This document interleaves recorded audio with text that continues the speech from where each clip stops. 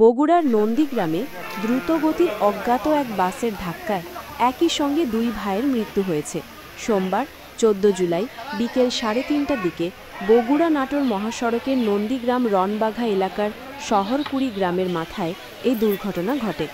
মৃত ব্যক্তিরা হলেন নন্দীগ্রাম ২ নং সদর ইউনিয়নের রনবাঘা এটি গাড়ি শহরকুড়ি গ্রামের আলহাজ জলিল হোসেনের বড় ছেলে ইসমাইল ৭ ও ছোট ছেলে ইদ্রিস আলী ৫৫। স্থানীয় সূত্রে জানা যায়, আলহাজ জলিল হোসেনের বড় ছেলে ইসমাইল ও ইদ্রিস আলী নন্দীগ্রাম পল্লী বিদ্যুৎ অফিস থেকে জরুরি কাজ শেষ করে নিজেদের বাজাজ মোটরসাইকেল যোগে বাড়ি ফিরছিলেন।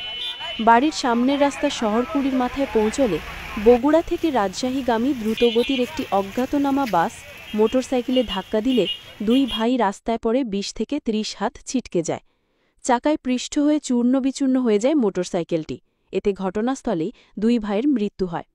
তৎক্ষণাৎ দুই ভাইয়ের মৃত্যুর খবর এলাকায় ছড়িয়ে পড়লে পুরো এলাকা জুড়ে নেমে আসে শোকের ছায়া। এ বিষয়ে কুন্দারহাট হাইওয়ে থানার অফিসার ইনচার্জ নির্মল চন্দ্র মোহন্তের সাথে যোগাযোগ করলে তিনি বলেন, সড়ক দুর্ঘটনায় আপন দুই ভাই নিহত হয়েছে। মামলা রুজু প্রক্রিয়াধীন রয়েছে। এ ঘটনায় ঘাতক বাস চালককে আটক করা যায়নি।